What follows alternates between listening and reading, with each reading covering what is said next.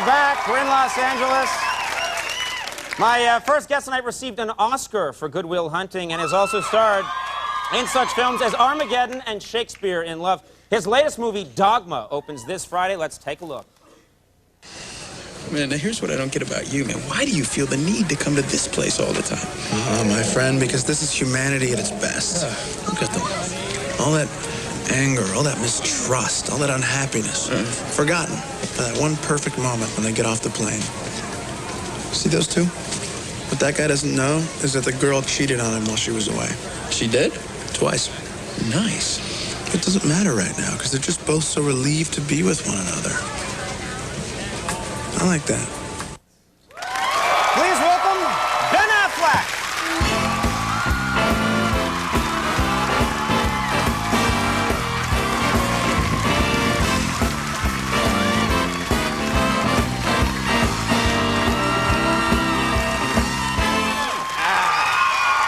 Very exciting. That's nice. Very nice. You serving drinks in the line outside? Yeah, we did. We have a kegger going here. You can tell. Yeah. How are you? Really good. How are you? Yeah, we're doing great. Thanks. Very nice to have you on the show. Very exciting. Well, you know. Yeah, we wanted you're in some LA. big names in LA. We certainly got I'm one. sorry. I didn't play it out for you. No, it's Best we you who could are do. sorry. Yeah. I thought you guys were doing well too. Yeah, no. Nice to have you here. You've been in the newspapers a bit lately. I have been. You should talk about this. We usually get guests long after their little scandal is over. You had yours, what, just last week? You guys couldn't book Botafuco right after it happened. We're getting him in about a month. We'll figure out what happened with him, but you've been in the papers. What's been going on? Well, I had a little bit of a, I did this interview, right, and with Playboy magazine, and I thought, because they were doing this movie Dogma, and it was kind of edgy, and so they thought, well, you do the weird magazines, the Playboys, the adult stuff. Right, and you can get a little told me risque in those You can get a little. interviews. In fact, that was the idea. They kept saying, look, it's an adult men's magazine. It's not, for the kids, so you can talk about the adult stuff. So. So they mentioned the sort of popularity of Viagra in this interview, the interviewer. And I thought it would kind of be funny to joke about taking Viagra. Yeah. See, I don't really take Viagra, no. It doesn't work. No.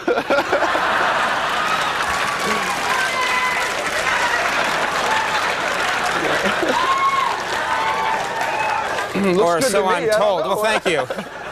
Thanks, buddy. I'll get my lesbian kiss after all. All right. So I went in the thing and I said, oh, yeah, well, you take Viagra when you're 27 to feel like you're 15, but then I said, oh, I almost had a heart attack, and, I fell over, and I thought it was kind of funny, maybe not that fun. I'm not a professional comedian like you. Neither am I. But this is like one of those examples of how weird my life is. And then, it got published, and the people from the company got very upset with me. Pfizer people. Pfizer people, the good people from Pfizer, and they issued a statement in response to what I said, which was that Viagra is not for recreational use. In fact, it's purely for medical use, and recreational use is entirely inappropriate. Do not give it, do not listen to Ben Affleck. No, don't. And but then it occurred to me, well, isn't that the whole point? That it's recreational use? It is for recreational, when does it get medical? Even Bob Dole, he takes it really seriously, and he's like, stay still, Lenny. This is serious business. Wait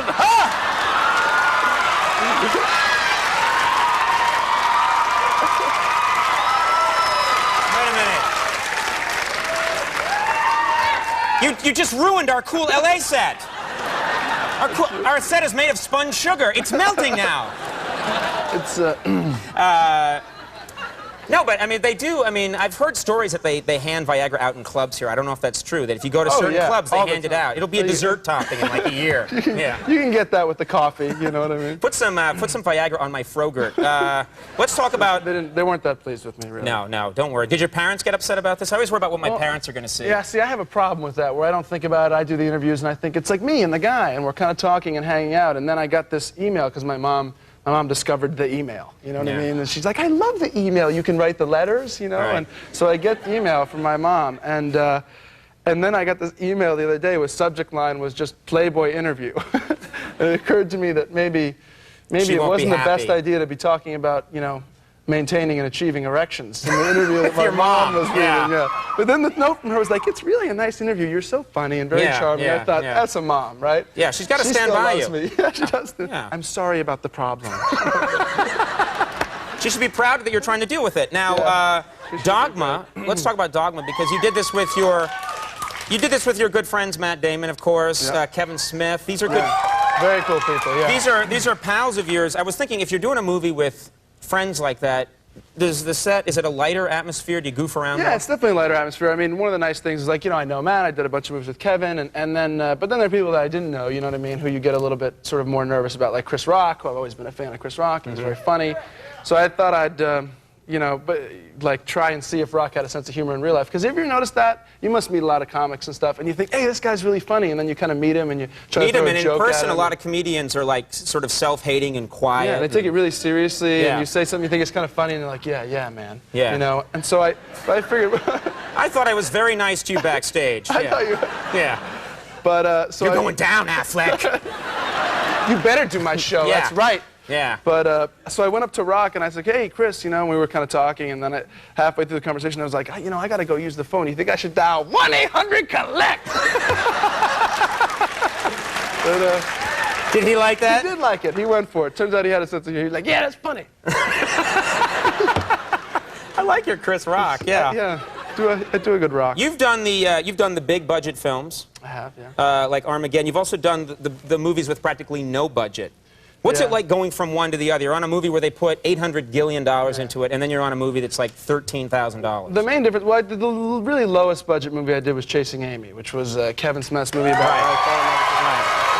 Those are all the people who saw the movie sitting in this audience are here. And I went and did that movie, and it was like a $200,000 budget, which is almost nothing. And so one of the things, the ways that was different from that, from Armageddon, was that I had to stay at Kevin's house on his couch while we were making the movie. Was it a fold-out couch? It was a fold-out. Oh, there you go. Yeah, so it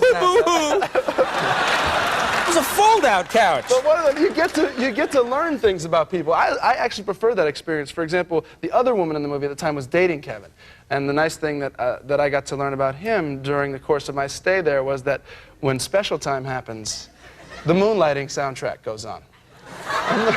What? You know the TV series Moonlighting? Yeah. Yeah. What are you talking about? That's what he would make love to?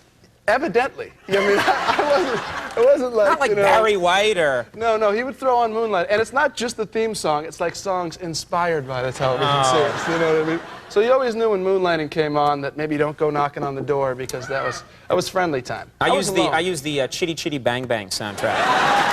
You know who doesn't? Yeah. You know who doesn't? I always like the... You chitty chitty bang bang, chitty chitty, yeah! And I get going. It works for me, you should try it. I will try that. No, you won't. You're lying to me. Dogma, which I saw, which is a fascinating movie. I haven't ever seen a movie quite like this before. It's weird. It's funny. That clip was kind of a somber, like, meditation on the human existence. It's actually sort of a fun... I think that was the only clip that could be shown on TV, because there are the swear words. It's an interesting, fascinating movie. People should check it out. Dogma opens this Friday. Ben, really cool to meet you. Thank you Thank you for coming here. Nice to have you. Ben Affleck, Denise Richards, coming up. We'll be right back. Stick around. You know, Matt...